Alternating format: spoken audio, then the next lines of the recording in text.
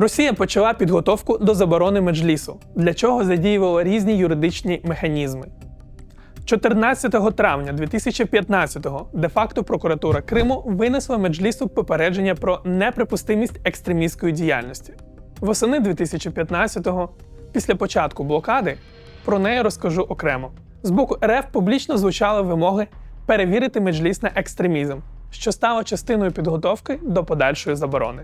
Окремо – персональний тиск на керівництво.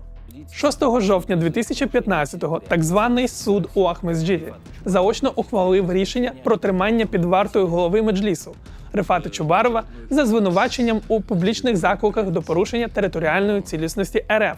Насправді ж, за чітку позицію «Крим – це Україна».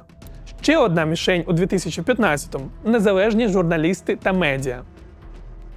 Для кримських татар телеканал АТР – один із символів відродження на батьківщині після сталінської депортації. Тиск на медіа розпочався ще у 2014-му.